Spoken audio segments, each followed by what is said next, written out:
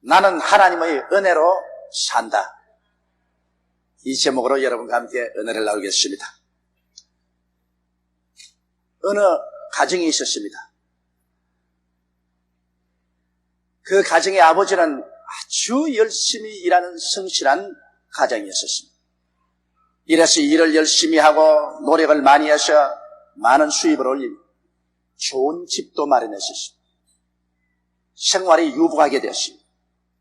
자녀들에게 좋은 생활 환경을 제공했습니다. 방도 좋은 방을 주고 좋은 이복도 주고 좋은 음식을 먹여주고 좋은 학교 교육을 시키려고 전력을 기울였었습니다. 그래서 아무것도 부러움이 없는 행복한 가정이었습니다. 그런데 어느 날 그 집에 외아들이 학교 가서 잘못된 선생의 교훈을 받았습니다. 선생이 하는 말이, 이 사람아, 무엇 때문에 가정에서 아버지의 지배하에 아버지의 시키는 일을 그대로 하면서 살아가는, 너도 자력으로 살 수 있다. 아버지에게 독립을 선포해라. 아버지의 독재권에서 벗어나라. 너는 자유를 쟁취하라. 그래서 너는 자유자재로 살 수가 있다. 아버지의 시키시는 일을 하고 살 필요는 없다. 아버지에게서 독립하라. 자력으로 살아라. 사나이답게 살아라. 그 말에 그만 마음이 활가닥 변해버렸습니다. 집에 돌아와서 아버지를 만나서, 아버지, 오늘부터 나 아버지에게서 난 독립을 선포합니다. 이 상대 아버지의 지배하에 나는 살지 않겠습니다. 나는 자력으로 살겠습니다. 아버지가 말했습니다. 야, 이 사람아, 네가 지금 자력으로 산다는 것이 무슨 의미인지 아느냐? 너의 힘으로 자력으로 못 산다. 아버지가 일해서 은혜로 주는 이것을 믿음으로 받아들여 살아라. 자력으로 못 산다. 아버지, 나는 아버지의 그 지배하에 살고 싶지 않습니다. 나도 당당하게 1대1로 아버지와 서서 살겠습니다. 나는 자력으로 살겠습니다. 아무리 설득을 안 하니까 아버지가 화가 났습니다. 아버지가 그 아들 보고 말하십니다. 이 사람은 그럼 좋다. 네가 자력으로 살자면 오늘부터 그러면 너는 나와 1대1의 주권자로 산다. 우리 집에 있는 이상 우리 집 집세 내라. 나의 집세는 이것이다. 너는 우리 집에서 사니까 이제 독립해서 자력으로 사니까 내 집에 그냥 공짜는 못 산다. 너 집세를 내라. 그리고 식대비를 내라. 피복비와 생활비는 내가 번다. 이것은 결정적인 사인. 아버지가 적었습니다. 아들에게 사인을 시켰습니다. 사인했습니다. 그날부터 이제 아들이 독립했다고 좋다고 살아보니, 이야, 돈벌이가 쉽지가 않습니다. 공부해가면서 돈벌이가 쉽습니까? 점점 밤값은 쌓여 올라오고 식대가 자꾸 밀려가고 생활비가 밀려가니까 아버지가 하루 불렀었습니다. 너가 밤값을 안 내고 식대를 안 하니까 나가라. 우리 집에서 나가라. 내 은혜하에서 살기를 원치 않았지 않느냐. 나가라. 이제는 오늘부터 밥을 더 이상 외상밥 줄 수가 없다. 그래서 자기 있는 조그마한 보따리를 꾸려서 쫓겨났습니다. 길거리에 내앉았습니다. 천지간에 몸둘 곳이 없습니다. 그리고 이제는 거지가 되어서 밥을 동냥할 수밖에 없습니다. 사는 생활이 비참하게 되었습니다. 그러자 이 청년이 깨달았었습니다. 아버지의 수고한 보람으로 신세를 지고 사는 것이 얼마나 행복된 것이며, 자기의 독립을 선포하는 것이 참된 자유가 아니라 아버지의 권위하에 사는 것이 얼마나 큰 자유를 누리고 산다는 것을 그때 비로소 깨닫게 된 것입니다. 여러분, 이것이 바로 우리 조상 아담과 하와에게 일어난 사건인 것입니다. 첫째로 오늘 여러분과 말씀을 나누고 싶은 것은, 하나님께서 에덴의 가정을 이루셨습니다. 여러분, 하나님께서 천지를 지으신 것 하나님께서 혼자 일하셨습니다. 하나님이 아담이나 하와에게 도움을 눈꼽만치도 구한 적이 없습니다. 하나님이 혼자 애를 쓰고 일하셔서 빛을 지으시고 궁창을 지으시고 육지를 지으시고 각종 열매 맺는 나무와 풀이 나게 하시고 해와 달과 별들이 비추게 하시고 공중의 새들이 나르는 것도 하나님 혼자 만드시고 물속에 물고기가 놀게 하는 것도 하나님이 땀 흘려 지으시고 모든 기는 곤충과 동물들을 다 하나님 혼자 지으시고 마지막에 하나님께서 애써서 아담과 하와를 하나님의 형상과 모양대로 지으시고 에덴 낙원을 하나님이 지으셔서 아담과 하와를 그 속에 두었습니다. 이 일하는 사건을 보십시오. 전부 하나님 혼자서 일하셨습니다. 하나님이 힘쓰고 애써서 혼자서 일하여 가지고서 그 일한 열매를 아담과 하와에게 누리도록 했습니다. 하늘도 아담이 누리고 땅도 아담과 하와가 누리겠습니다. 에덴 동산의 모든 아름다운 것을 다 누리겠습니다. 오직 하나님께서 한 가지만 부탁했습니다. 내가 지은 세상에 나의 일한 보람을 가지고 그 열매를 선물로 받아 살지만 내 주권만은 침범하지 마라. 모든 동산의 실과는 다 먹되 선악을 하는 실과는 먹지 말라. 이를 먹는 날에 너가 반드시 죽는다. 하나님의 절대 주권은 침해하면 안 된다. 우주에 사는 이상 하나님의 주권하에 살 때 일은 하나님의 것이다. 짐도 하나님이 걸머집니다. 일은 하나님이 다 하시고 일의 열매는 너희들이 누려라. 아버지의 주권을 경외하고 믿고 섬기고 순종하면 그 다음 모든 것은 너희들 것이다. 하나님이 일에 있어서 너희들에게 열매를 주신다. 하나님께서 이렇게 하신 것입니다. 그래서 인생은 하나님이 일해 놓은 것을 은혜로 받아서 사는 것이 삶의 근본적인 법칙입니다. 이 법칙을 우리가 잃어서는 안 됩니다. 내가 하나님과 함께 일하는 자로서 너희를 권하니 하나님의 은혜를 헛되이 받지 말라. 오늘날 하나님께서 일하셔서 우리에게 은혜로 삶을 주신 것입니다. 우리가 일해서 공로로 인생을 사는 것이 하나님의 뜻이 아닌 것입니다. 내가 은혜 베풀 때 너를 듣고 구원의 날에 너를 도왔다 했으니 보라 지금이 은혜 받을 만할 때요 지금이 구원의 날인 것입니다. 하나님께서 친히 일하셔서 우리에게 은혜를 베풀고 구원을 베풀지 우리의 인간의 수고와 공로로 인생을 살기를 하나님은 원치 않은 것입니다. 그런데 사탄이 와서 깨었습니다. 사탄이 아담과 하와에게 와서 말하기를 하나님의 주권하에 하나님을 섬기고 살 필요가 어디 있느냐. 너도 당당하게 하나님처럼 살 수가 있다. 너희 하나님으로부터 독립하여 당당한 주권자로서 살 수 있는데 무엇 비굴하게 하나님의 주권하에서 하나님께 순복하며 사느냐. 그 생활 청산하라. 하나님에게 독립하는 의미로서 하나님이 먹지 말라는 하나님의 주권과 권위의 상징인 선악과를 따먹고 하나님의 주권을 짓밟아버려라. 하나님의 신세를 지지 말고 자력으로 살아라. 뭘 하나님의 신세를 지고 산단 말이에요. 아담과 하와가 거기에 귀가 기울였어요. 그래서 그는 하나님께 와서 하나님의 주권의 상징인 선악과를 따먹고 하나님의 주권을 짓밟아버리고 우리는 하나님의 신세 지지고 살자. 자력으로 살겠다. 자력으로. 그래서 하나님께서 자력으로 살겠으면 좋다. 그러면 하늘도 내 것이고 땅도 내 것이고 천지와 만물은 내가 다 지어. 내가 지은 세상 안에 살 때 네가 독립해서 자력으로 살기 때문에 이제는 공짜 인생은 없다. 전에는 내 은혜로 살기 때문에 공짜 인생을 살았지만 공짜 인생은 없다. 이제는 대가를 지불하라. 내 대가는 이것이다. 하나님이 십계명을 내놓은 것입니다. 하나님의 십계명은 이제 하나님 세계 속에 사는 인간들이 모두 다 자력으로 그것을 지켜야 하나님의 지으신 만물을 누리고 살 수 있는 자격을 구비되는 것입니다. 내 앞에 다른 신을 두지 마라. 우상에 절하지 마라. 하나님의 이름을 막는 데에 부르지 말라. 안식일을 거룩히 지켜라. 내 부모를 공경하라. 살인하지 마라. 간음하지 마라. 도둑질하지 마라. 내 이웃을 거짓 증거하지 마라. 내 이웃을 탐하지 마라. 근본적인 계명인 것입니다. 여기에다가 하나님의 수많은 계명을 더 보태주었습니다. 이를 지킬 때 너는 자력으로 살고 나의 세계 속에서 산다. 아담과 하와 이후의 모든 인류들이 하나님의 조건을 지켜보려고 죽을 애를 쓰고 자력으로 살려 했지만은 한 사람도 하나님의 법을 온전히 지키지 못했습니다. 모든 사람이 죄를 범하였으니 하나님의 영광에 이르지 못합니다. 그러므로 오늘날 인류는 바로 하나님이 요구하시는 대가인 계명을 어기고 죄의 빚더미 아래서 온갖 심판과 저주와 멸망을 자초하고 있습니다. 죄의 빚더미가 되니 하나님 앞에서 빚을 못 갚음으로 쫓겨나고 그리고 헐벗게 되고 병들게 되고 결국에는 지옥까지 쫓겨나게 된 것입니다. 오늘 인류들은 자력으로 살려고 하다가 하나님 지은 세계 가운데서 하나님의 법을 지키지 못함으로 빚더미가 되어서 처참한 심판과 저주와에 몸부림치면서 지금 살아가고 있는 것입니다. 여러분, 그러므로 이 세상에 인류가 태어나서 오늘날 이와 같은 비참한 저주 속에 사는 것 하나님의 뜻이 아닙니다. 죄악의 포로가 되고 원수가 되고 질병이 걸려서 고통을 당하고 먹고 살기에 힘이 들어 무엇을 먹을까 무엇을 입을까 무엇을 마실까 문제 몸부림을 치고 저주의 가시와 은극히 해서 피투성이가 되고 결국에는 죽음의 고통을 겪고 영원히 버림받는 이것은 하나님의 뜻이 아닌 것입니다. 하나님이 원래 이런 세계를 지은 것이 아닙니다. 이것은 인간이 하나님께로부터 독립을 선포하고 자력으로 살겠다고 나왔기 때문에 이런 일이 생기는 것입니다. 자기 자력으로 살려고 했지만은 이러한 문제를 해결할 힘이 없습니다.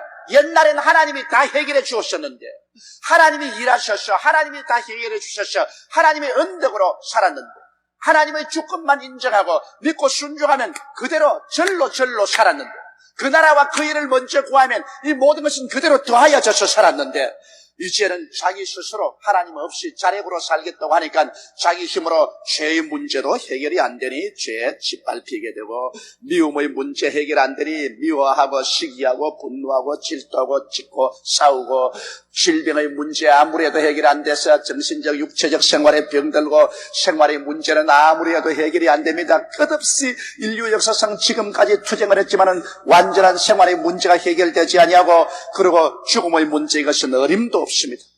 사람이 살면 70이요 강건하면 80이라도 그는 수고와 고통 가운데 살다가 순식간에 사라져버리고 마는 것입니다. 자력으로 무엇을 해결할 수 있다는 말인 것입니다. 자력으로 해결이 안 됩니다.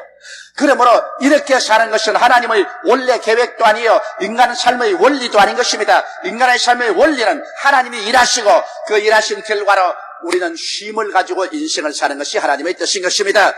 일은 하나님이 하시고 그 공로는 우리가 받고, 쉼은 하나님이 짊어지시고 그 은혜는 우리가 입고 사는 부모와 자식의 관계로서 하나님은 살기를 원하시는 것입니다. 어느 부모가 자식에게 일식해서 그 대가로 밥 먹이고 옷 입히고 잠 재우고 삽니까? 부모가 자식을 집에 데리고 살 때는 부모가 피땀을 흘려 일하시고 난 다음 그 공로로 자식들에게는 공짜로 먹고 살고 값없이 피복 사서 입히고, 그리고 좋은 음식 먹이고 좋은 교육 시키는 것 모두 다 공짜입니다.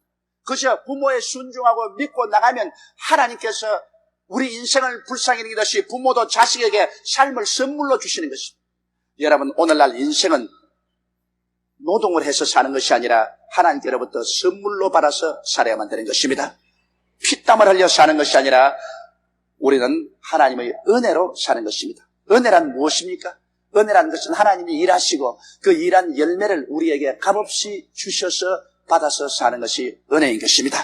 자, 그래서 인생은 이제는 하나님의 근본적인 삶의 원리를 완전히 떠나서 처참하게 자력으로 살다가 지켰는데 어떻게 할까요? 다시 어떻게 우리 인생을 복구할까요? 구약시대는 하나님의 은혜의 시대입니다. 여러분, 구약시대가 율법의 시대라고 생각하지 마십시오. 구약시대는 하나님이 은혜로 출발했었습니다. 모든 것을 하나님이 지어서 은혜로 선물로 주는 은혜로 시작했는데 그 은혜를 배반하고 나와서 인간은 스스로 율법주의 속에 들어가게 된 것입니다. 은혜를 버리고 자력으로 살려니까 하나님이 법을 정했습니다. 그 법에 하여서 빚을 짊어지고 인간은 죄인이 되고 처참하게 된 것입니다. 그러므로 구약시대는 은혜로 시작해서 율법으로 마쳤습니다만 이제 신약에 들어오자마자 둘째로 우리 하나님께서는 인생을 긍휼히 보시는 긍휼의 시대가 온 것입니다. 네가 자력으로 살려고 해보니 이제는 기가 막히지. 아까 제가 말한 것처럼 가정을 떠나서 아버지에게 쫓겨나선 이 자식이 바깥에 앉아보니 이제는 기가 막힙니다. 이제는 반값도 못 갚고 식대도 못 내고 비투성이가 되어서 길거리에 쫓겨나 앉아서 떨고 헐벗고 굶주리고 앉았습니다. 아버지가 그것을 보고 불쌍히 여기는 것처럼 하나님께서 이제 신약시대에 와서는 인류를 불쌍히 여기신 것입니다.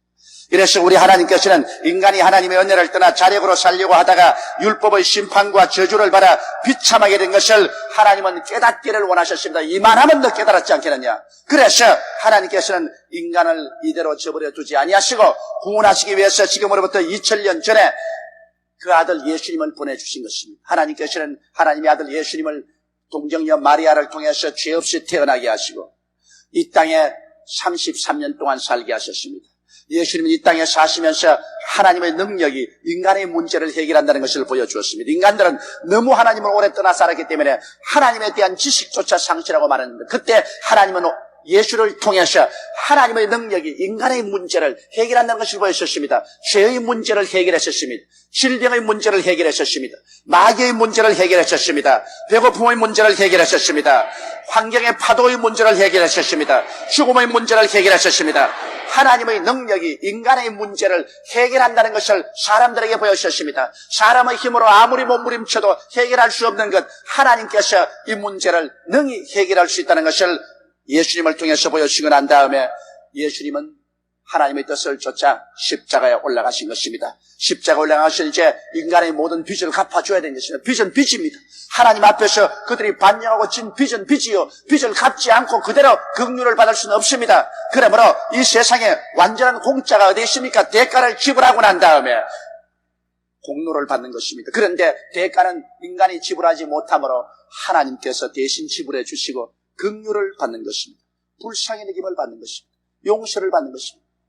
하나님의 아들 예수님께서 우리를 대신해서 십자가에 올라가서 비참하게 대가를 지불했습니다. 인간이 하나님을 배반한 대가가 얼마나 무섭다는 것을 보여준 것입니다. 법은 법입니다. 법대로 하나님은 정의로 심판하십니다. 예수님께서 우리의 죄와 불의, 추악과 저주, 절망과 죽음을 대신 짊어지고 십자가에 올라갔을 때 해와 달과 별들도 빛을 잃었었습니다. 산천과 초목이 떨어졌습니다. 하늘은 천둥이 일고 세찬 바람이 불고 먹구름이 하늘을 뒤엎으셨습니다. 예수님은 십자가에 못 박여서 몸부림을 쳤습니다. 양팔과 양손의 대못은 피를 흘리게 하셨습니다. 저가 찔리면 우리 허물을 인하며 저가 상하면 우리 죄악을 인함이라. 저가 징계를 받음으로 우리가 평화를 누리고 저가 채찍에 맞음으로 우리가 나음을 입었도다. 우리는 다 양같이 그러하여 각기 제 길로 갔거늘 야훼께서는 우리 무리의 죄악을 죄에게 담당시켰도다. 하나님이여 어찌하여 나를 버리시나이까. 그 버림받은 고통 속에서 우리의 죄가를 다 청산하고 말한 것입니다. 내가 다 이루었다.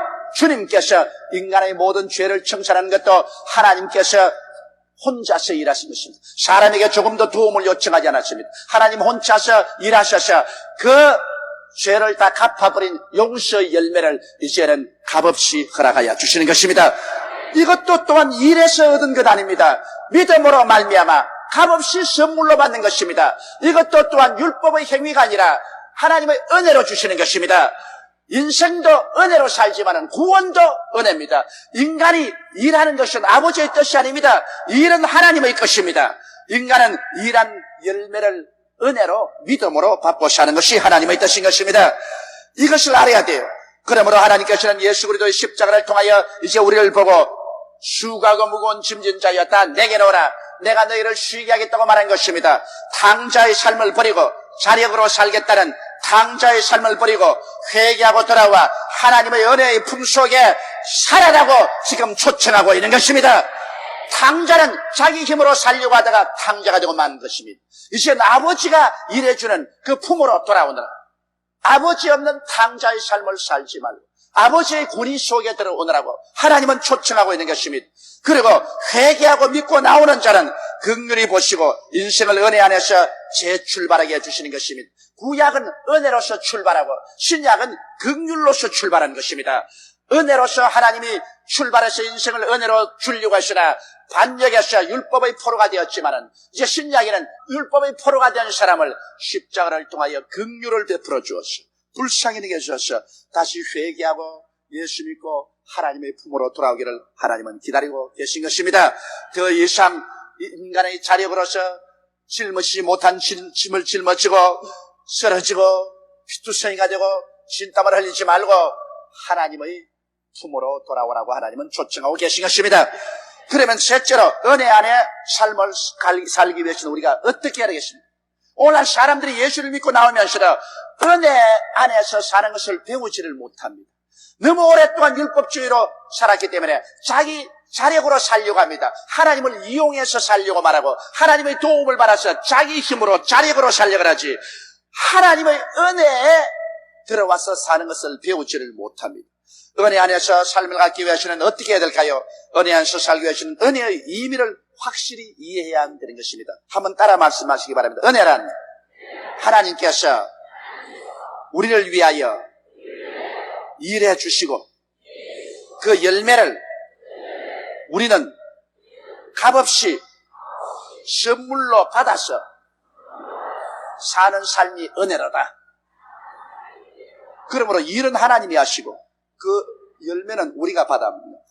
가정에도 그렇지 않습니까? 일은 아버지가 하시고 그리고 그 결과는 자녀들이 받아서 누리는 것입니다. 은혜가 무슨 의미인지 알아야 됩니다. 내가 은혜 베풀 때 너를 듣고 구원의 날에 너를 도왔다. 내가 너를 위해서 일해주고 있을 때 너를 언제나 도와주겠다. 너의 언제의 기도를 들어주겠다. 보라, 지금이 은혜 받을 만할 때요. 지금이 구원의 날이로다. 하나님의 은혜를 헛되이 받지 말라. 하나님의 은혜를 자력으로서 받으려면 안 됩니다. 내가 하나님의 은혜를 받아서 내 인간의 힘으로 살려면 안 됩니다. 자기를 포기하고 인본주의를 포기하고 완전히 하나님 품 안에 들어와서 이제는 하나님의 일해 주신 것을 그저 믿음으로 감사함으로 받는 것입니다. 할렐루야. 인생은 믿음과 감사로 받아 사는 것이 은혜인 것입니다. 인생은 수고롭게 일해서 사는 것이 아닙니다. 내가 이 설교를 하니까 미국에서 어느 자매님이 한번 와서 목사님 일하지 말고 살려면 가만히 있으란 말입니까? 가만히 있는 말이 아닙니다. 내가 피땀 흘리고 노력하는 건 아닙니다. 내가 하나님 중심으로 섬기고 살면은 하나님께서 성령을 보내주셔서 나의 생활에 일을 해 주시는 것입니다. 내가 일은 하죠. 일은 하지만 그 내가 하는 것이 아니라 나를 통해서 성령이 하시는 것입니다. 내가 일하는 것이 아니라 이제 하나님이 나를 통해서 일해 주시기 때문에 내게 능력 주시는 자 안에서 내가 능치 못하심이 없나니라. 내가 하는 것이 다 일이 되는 것이니까 이게 수고가 아닌 것입니다. 일이 척척되는 것은 재미지 수고가 아닌 것입니다. 일이 안 되는 것이 뒷심이 드는 것이죠. 이러므로 일을 하나님이 다 해놓으시기 때문에 그 해놓은 일을 우리를 통해서 하나님 성령이 이것을 전부 열매 거두게 해주시는 것입니다. 이러므로 우리가 사는 것이 조금도 피땀이 흐르지 아니하고 조금도 고통스럽지 않습니다. 내가 안 믿는 사람처럼 다 일하는 것 같지만은 실제 일은 내가 하는 것이 아니라 내 안에 계신 하나님의 성령이 일하시고 계신 것입니다. 나는 그저 성령님을 따라갈 따름이요 예수님의 멍에 속에 들어가서 같이 걸어갈 따름이지 수고하고 무거운 짐은 내 목에 걸려있지 않은 것입니다. 그러므로 은혜의 의미를 확실히 알아야 되고 그 다음에는 은혜를 믿음으로 받는 것입니다. 여러분, 은혜는 노력으로 받는 것 아닙니다. 은혜는 믿음으로 받는 것입니다. 할렐루야. 아담과 하와도 하나님이 해놓은 것 믿음으로 받았으면 좋을 것인데 안 믿고 자력으로 살린 것입니다. 오늘날도 예수님이 십자가에 못 박여 몸짓고 피를 흘려 우리 죄를 용서한 것 이거 자기의 공로로 받으려면 안 됩니다. 믿음으로 받으면 되는 것입니다. 하나님이 공짜로 주는 것 믿음으로 받아야 되는 것입니다. 그러므로 은혜를 믿음으로 받는 것입니다. 공로로 받는 것이 아닙니다. 모든 일과 짐은 하나님께 맡기고 하나님께서 일해 주심을 믿어야만 하는 것입니다. 여러분의 일을 하나님께 맡겨버리십시오. 여러분의 짐을 하나님께 맡겨버리십시오.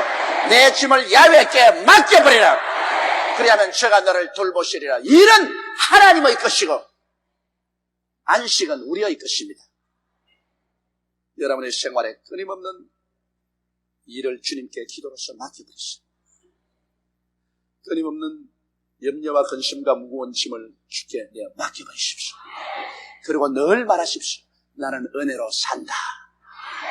그것은 다시 말하면 나는 하나님이 나를 위해서 일해 주심으로 나는 하나님의 도움으로 산다.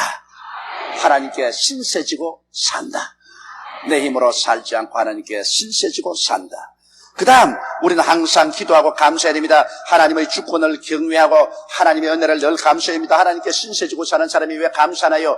금방지게 신세지고 살면서 목 내밀고서 흔들어지기는 그것보다 더 금방진 건 없습니다. 신세를 지고 살면 고맙다고 해야지. 그렇지 않아요? 아이고 하나님 감사합니다. 그저 매일매일 신세지고 삽니다. 그저 감사합니다. 저는 이 설교를 하면 늘 기억나는 게 있습니다. 불광동에서 개척할 때 장로교 장로님 한 사람 아침에 한 2시간 기도하는데 1년 365일 매일같이 하는 기도라는 것은 그저 감사합니다. 그저 감사합니다. 그저 감사합니다. 그저 감사합니다.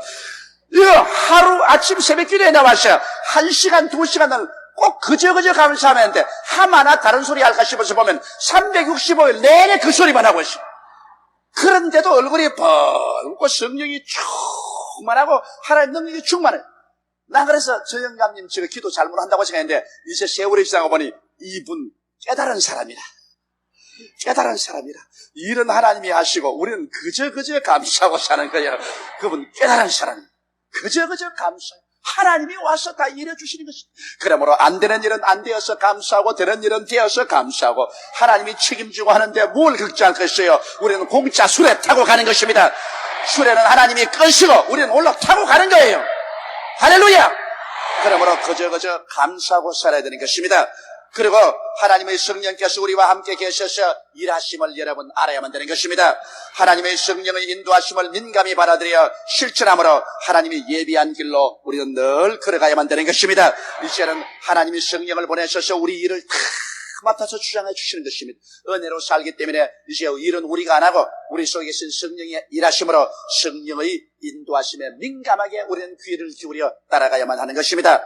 하나님의 은혜 속에 삶을 살아갈 때 참된 마음의 안식과 평안과 기쁨과 희망이 넘치고 하나님의 사랑이 얼마나 위대한가를 뼛속까지 체험하게 되고 하나님의 은혜로 살 때 비로소 우리는 자유를 누리고 삽니다. 죄에서 자유를, 미움에서 자유를, 병에서 자유를, 생활의 고통에서 자유를, 죽음의 공포에서 자유를 누리고 살게 되는 것입니다.